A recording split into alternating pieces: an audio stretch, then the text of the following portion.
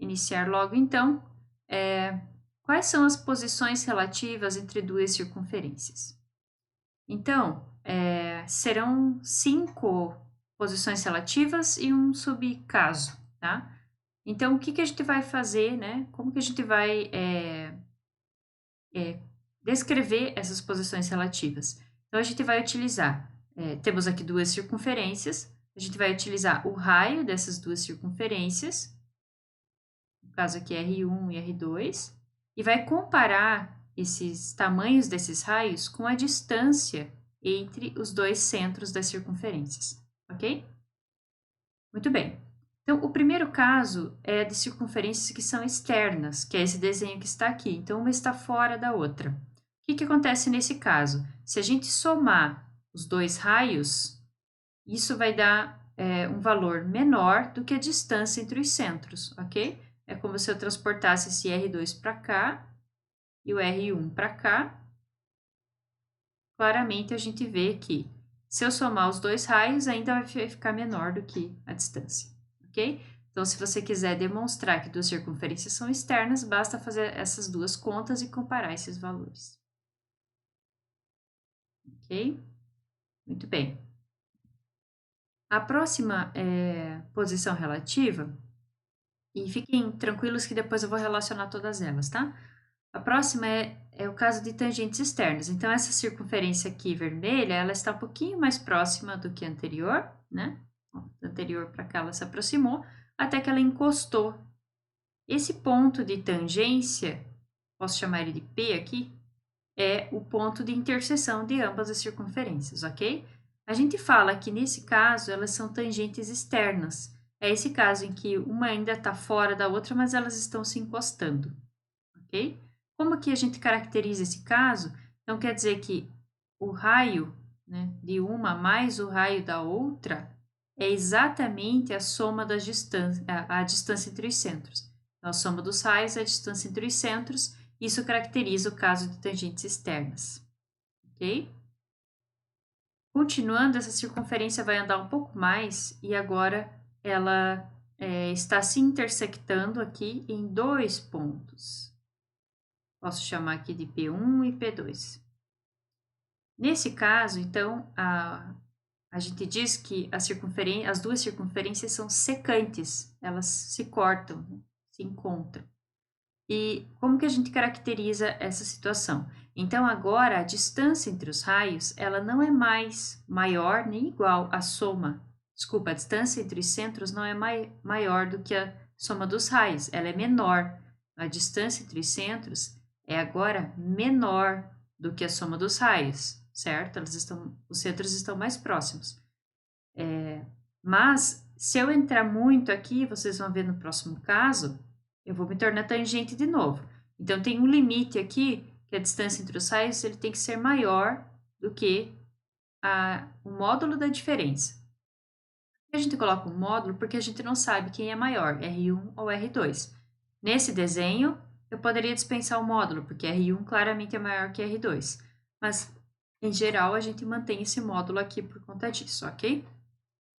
Então, isso aqui é um valor positivo, né? Então, isso caracteriza, então, as circunferências que são secantes. Se eu continuar mexendo um pouco mais a circunferência vermelha, já mostrei, né? Você se torna tangente interna. Então, uma circunferência está dentro da outra, mas tem apenas um ponto de interseção, vou chamar de Q. Tá? Então, esse é o caso de circunferências que são tangentes internas. O que caracteriza essa situação é que a distância entre os dois centros é igual ao módulo da diferença dos raios. Então, se eu pego aqui, vamos colocar na mesma direção o R1, ligando ao 1 e o Q, aqui eu tenho R1, certo? Se eu tirar do R1 o R2 aqui, que é exatamente esse tamanho aqui, eu tenho a distância. Então, o R1 menos o R2 dá a distância. Coloco o módulo para não importar quem é maior que o outro, né? Mas então, esse é o caso de tangentes internas. Se eu continuar mais um pouquinho agora com a circunferência vermelha, ela se torna uma circunferência interna à circunferência azul.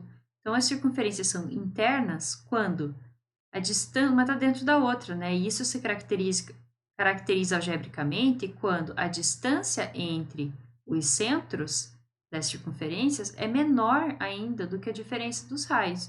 Então, se eu pegar aqui o raio R1 e diminuir dele o raio R2, o que eu tenho?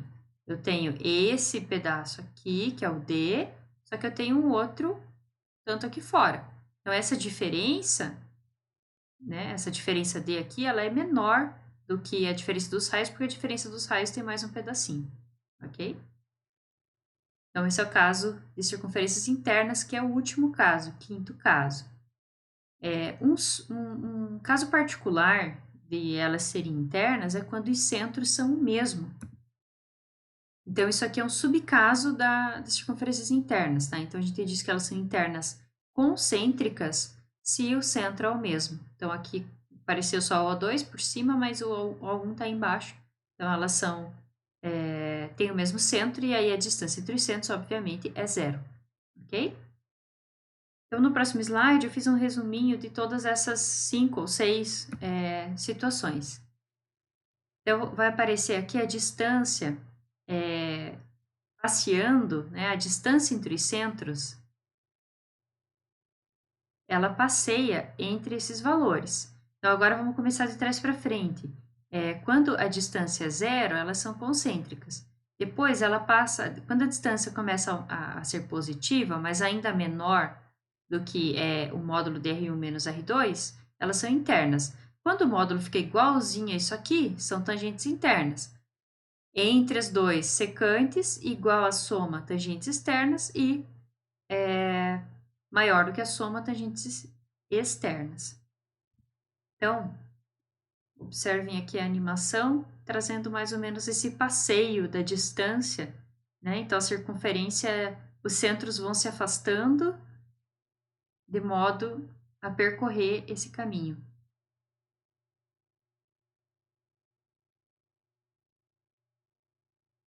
Certo? Então, isso aqui traz, né, os 6 casos que a gente está trabalhando. Lembrando que aqui eu tenho um subcaso. Esses concêntricas é um caso de internas. Beleza? E sempre então que vocês quiserem, né, que o exercício perguntar qual é a posição relativa entre duas circunferências, ou qual é o centro para que a posição relativa seja uma dessas aqui, ou qual é o raio de uma, dado o raio da outra, para que a posição seja uma dessas. Então, basta vocês calcularem a distância entre os centros e exigirem, né, a condição relativa aí à posição que está se pedindo, ok? Bom, agora a gente vai passar para uma parte mais prática, onde eu trago 2 problemas de tangência. Então, tangência é um dos casos, né, de posição relativa, certo? Lembrando sempre que a gente pode ter a tangência interna e a tangência externa. Então, sempre que tiver problema de tangência, não podemos esquecer dos dois. Então, esse problema aqui, ele diz o seguinte, é um problema do IESE, tá? Ache as circunferências de raio 2, que são tangentes à circunferência lambda, dada por essa fórmula, x² mais y² igual a 25. E essa tangência ocorre no ponto P, que tem abscissa 3 e ordenada menos 4. Então, eu desenhei aqui a circunferência lambda, que é a circunferência azul. Então, a partir de uma construção no GeoGebra, eu desenhei e consegui desenhar as duas respostas, que são a verde e a roxa. Tá? Então, como que eu desenhei isso, né? E como o caminho usado para desenhar isso é um caminho que também pode ser usado para a solução, ok? Existem 2 formas de fazer essa solução aqui. Eu vou mostrar para vocês a mais simples dela. Aqui, nesse caso, é importante uma propriedade, que é a seguinte. O que a gente pode dizer sobre o ângulo do centro da minha circunferência, que eu quero, que eu não sei ainda as coordenadas. Então, eu tenho aqui esse raio, né, da minha circunferência menor, que é dado no exercício que vale 2. E desse lado aqui também vale 2. que a gente pode dizer sobre o ângulo que esse raio faz com essa reta que passa aqui, tangenciando a circunferência azul? Então, a gente sabe que isso aqui é 90 graus, tá? A reta que passa nesse ponto. Desse lado também é 90 graus, porque também é tangente. E se eu pegar o raio que liga o centro da circunferência azul, circunferência lambda, ao ponto, vou chamar esse ponto de P, né? Esse ponto preto aqui é o ponto P, tá? Então, se eu ligar o centro ao ponto P também, isso também vai dar 90 graus. Então, a princípio, o centro das duas circunferências que eu estou procurando, O1 e O2, eles não têm nada a ver com essa reta que passa pela origem aqui, por O e P. Mas quando eu vejo que todos esses segmentos têm que fazer 90 graus com essa reta aqui tangente, então eu concluo que os pontos O, O1, P e O2 estão alinhados. Todos eles estão alinhados, ok? Então, isso permite, então, que a gente faça uma construção aqui de alguns triângulos que vão nos ajudar a resolver o exercício, tá? Então, vamos lá dar uma olhadinha no GeoGebra, onde está a construção. Beleza. Então, deixa eu mostrar para vocês aqui, né? O que eu fiz para construir essas duas circunferências. Então, eu tinha o centro, que foi dado, né? O centro da circunferência foi dado, a origem. O ponto P foi dado. E aí, eu fiz a reta passando por O e P. Quando eu fiz essa reta, depois disso, né? Eu fiz a circunferência centrada no ponto P de raio 2. Por quê? Porque eu sei que os meus centros, eles têm que distar 2 desse ponto P. Quando eu fiz isso, depois, então, eu peguei a interseção da circunferência com a reta e marquei esses pontos. E aí, fiz a circunferência que passa pelo ponto O e P, centrada no O passando por P, centrada no O passando por P. E aí, eu obtive as duas circunferências que eu gostaria. Ok? Mas, então, seria uma solução geométrica, né? Desenhando, uma solução do desenho geométrico. Agora eu quero saber as coordenadas desses centros para que eu tenha as equações das circunferências. Então, para isso, eu já argumentei, né, por que esses pontos são todos alinhados e eu faço agora a projeção desses 3 pontos lá no eixo X. Eu fiz isso aqui, traçando essas 3 retas. E com isso, quando eu faço essas projeções, vocês estão vendo que tem um triângulo aqui, outro triângulo maior aqui e outro triângulo aqui? Eu vou fazer eles aparecendo aos poucos aqui, ó. Então, eu tenho o primeiro triângulo, que é semelhante ao segundo triângulo, que é esse triângulo grandão, médio, digamos, que é semelhante ao terceiro triângulo, que sim é o maior de todos. Ok? Eu vou apagar essas retas para ficar mais fácil da gente visualizar. Mas o fato é que esses 3 triângulos, deixa eu tentar aproximar um pouquinho aqui, esses 3 triângulos, eles são todos semelhantes, porque eles têm todos um ângulo de 90 graus e um ângulo comum aqui na origem, certo? Bom, o que a gente sabe sobre o tamanho desses triângulos aqui? A gente sabe que esse tamanho aqui é 2, esse tamanho também é 2, porque foi dado no exercício. Se aqui é 2 e o total é o raio da minha circunferência maior, lembrando que essa é a equação da minha circunferência maior, então ela tem raio 5. Se aqui é 2, aqui é 3. Então, eu tenho aqui 3, 2 e 2. Então, como eu conheço o tamanho de todas as hipotenusas, isso vai permitir que eu faça aqui uma relação de semelhança. Então, eu vou voltar agora para a minha apresentação, onde vocês vão poder verificar aqui. Eu vou fazer aquele desenho de rascunho aqui. Então, eu tenho essa reta, eu tenho aqui o centro da minha primeira circunferência, que eu não sei as coordenadas. Na mesma linha, eu tenho o ponto P, que eu sei as coordenadas, né? É 3, menos 4, tá um pouco fora de escala. E o próximo aqui é o A2, que é o centro da segunda circunferência que eu quero encontrar. Eu sei que esse tamanho aqui é 2, esse tamanho é 2, consequentemente esse tamanho é 3. Se eu fizer agora os triângulos, deixa eu trocar a cor aqui. Eu vou fazer o primeiro triângulo aqui. E vocês concordam, então, que esse tamanho aqui, essa coordenada, vai ser o tamanho desse cateto, né? Que é exatamente a abscissa do O1, que é o que eu estou procurando.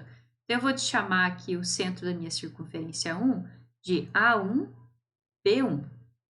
Então, aqui vai ser o A1, aqui vai ser o B1. B1 é negativo. Se eu fizer aqui esse outro, vou mudar a cor também.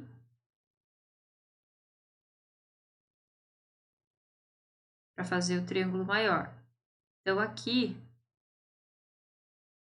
vai vir as coordenadas do meu A2. Digamos que eu chame o meu A2 de A2, B2.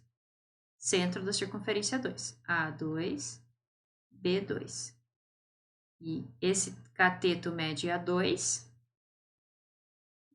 Esse cateto aqui vai medir o oposto de B2, porque é positivo, né? Eu vou fazer aqui também essa hipotenusa aqui.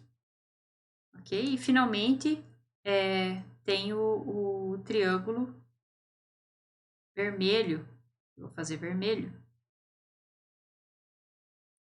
E é esse que a gente conhece, esse completamente, né? Esse cateto aqui que mede 4, esse cateto aqui que mede 3, já temos lá, e a hipotenusa que mede 5. Então, é um triângulo pitagórico, né?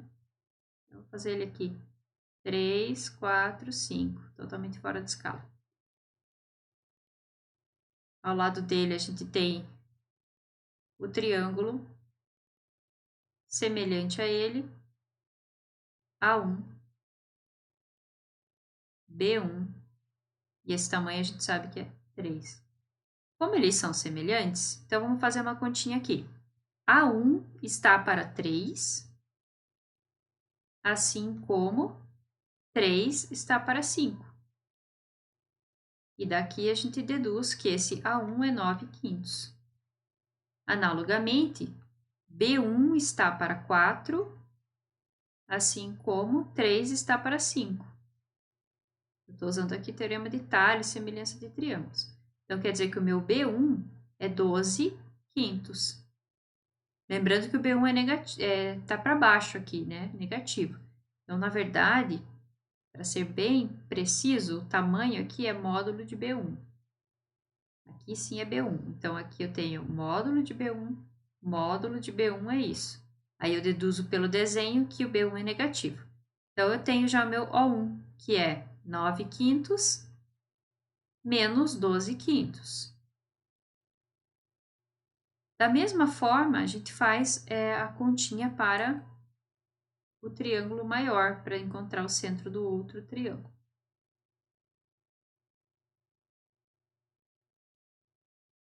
Então, a gente vai ter aqui esse triângulo que tem tamanho A2, módulo de B2. E fazendo a mesma continha, então a gente vai ter A2 está para 3, assim como 5 está para esse tamanho aqui, quanto é? 3 mais 2 mais 2, 7. Então, assim, A2 está para 3, assim como 7 está para 5. E, portanto, o meu A2 é 21/5. Da mesma forma, B2, ou módulo de B2, está para 4, assim como 7 está para 5. Então, o módulo de B2 vai ser exatamente 28/5.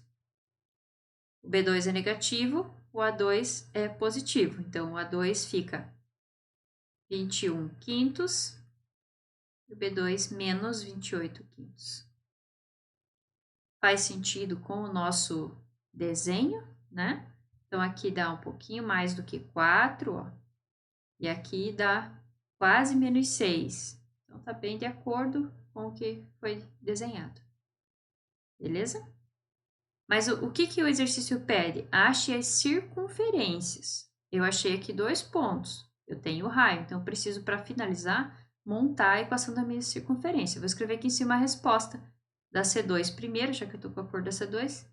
Então, é x menos x do centro ao quadrado mais y menos y do centro, que fica positivo, ao quadrado igual a raio ao quadrado. Raio é 2, então fica 4. E, mudando para a cor da outra, para ficar entendível, a circunferência 1, então, é x menos x do centro ao quadrado mais y menos y do centro ao quadrado igual a 4. Então, essa aqui é a resposta, essas duas equações. Ok? A primeira vez que eu resolvi esse exercício, eu não pensei nessa relação de semelhança de triângulos. Essa é a sugestão do IESE para resolver esse tipo de exercício, tá? O que que eu fiz, né? O que que eu pensei? Então, eu vou falar aqui para vocês, talvez vocês também tenham pensado isso. Eu pensei o seguinte, eu fiz esse argumento, né, de que todos esses pontos estão sobre essa reta e eu achei a equação dessa reta. Então, a reta aqui, R, que passa pela origem e pelo ponto P que foi dado. A equação dessa reta é y igual a menos 4 terços de x, certo? Porque é só você, dá para ver, né, que o coeficiente linear é 0, e o coeficiente angular você tem que fazer a diferença dos y, então 0 menos 4 sobre a diferença do x. O 0 menos o menos 4 sobre 0 menos 3, enfim, fica negativo. Então, essa é a equação. Como esses pontos estão sobre essa reta, então eu deduzi que ambos os pontos, né, tanto com 1 quanto com 2 aqui, eles tinham que satisfazer essa equação. E aí, eu montei as equações, né? Então, x menos x1 para ser o x do centro ao quadrado, mais y menos y do centro ao quadrado, igual ao 2 ao quadrado. Então, se eu colocar 1 aqui, eu tenho a equação verde, se eu colocar 2, eu tenho outra equação. Então, eu vou colocar i aqui. Então, eu sei que as equações, elas satisfazem isso. Eu sei que o meu yi pode ser dado dessa forma, então eu substituo esse yi aqui, por essa fórmula. Aí eu vou ficar com uma incógnita xi, é o parâmetro, e aí eu troco o x e o y pelas coordenadas do meu ponto P, porque o ponto P está nas duas circunferências. Então, eu coloco o x do P aqui, o y do P aqui, e aí eu fico com uma única expressão que depende apenas do xi desse lado, igual a 4. Eu resolvo isso aqui e eu vou encontrar dois valores para o xi, o que eu chamo de x1 e o que eu chamo de x2. A partir do x1 eu encontro o y1, a partir do x2 um y2. O problema, né, é que essa solução vai envolver uma quadrática e contas com números bem maiores do que isso aqui. Então, por isso que eu optei por mostrar dessa forma, mas vocês podem fazer dos dois jeitos, ok? Muito bem. Vamos então para o último exercício. Então, esse exercício aqui também é um problema de tangência de duas circunferências. A diferença aqui é que ele pede para achar as circunferências e ele dá, que são tangentes a uma segunda circunferência, ele dá o centro. Então, eu tenho que encontrar o raio. No anterior, ele dava o raio, eu tinha que encontrar o centro. Tá? Da mesma forma, eu vou ter duas opções. Então, a minha circunferência lambda é a azul. Então, eu posso ter uma circunferência como resposta essa roxa, que é tangente externa, ou essa vermelha, que é uma tangente interna com a azul, certo? Então, eu não posso esquecer dos dois casos. Vamos, então, lá para o GeoGebra novamente. Agora, para trabalhar a próxima questão.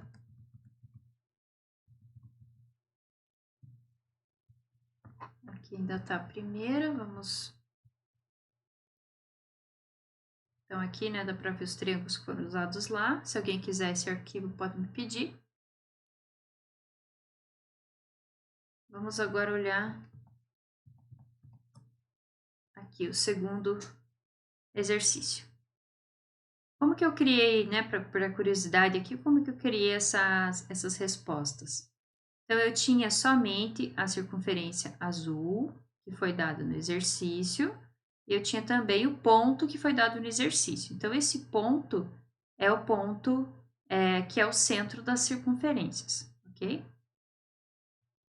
Então, eu marquei aqui a origem e eu fiz a reta passando pelas duas circunferências.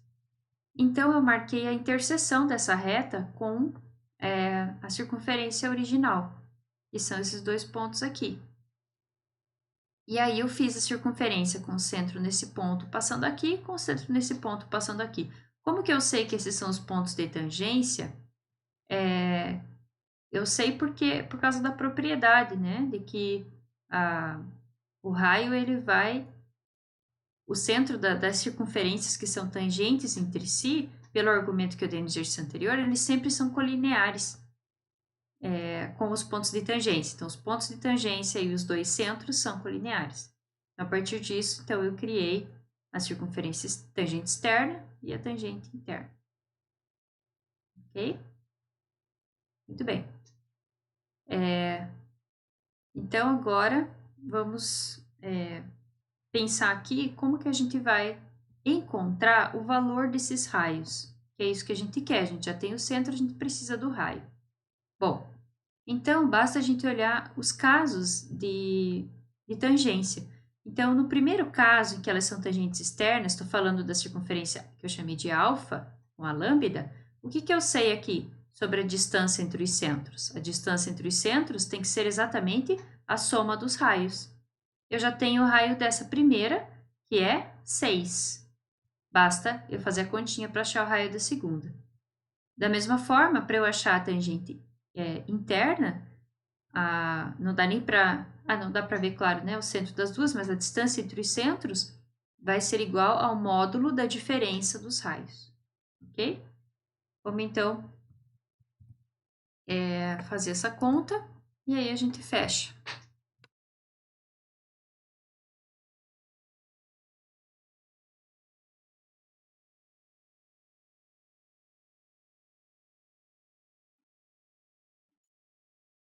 Então, tangentes externas, estou falando da circunferência alfa.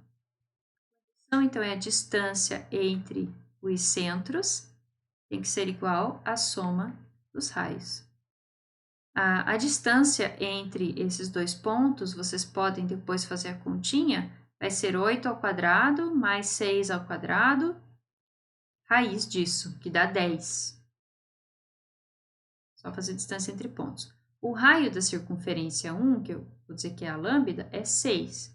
E o da outra é o que eu quero descobrir. Então, a partir disso, eu tenho que R2 é 10 menos 6, ou seja, 4.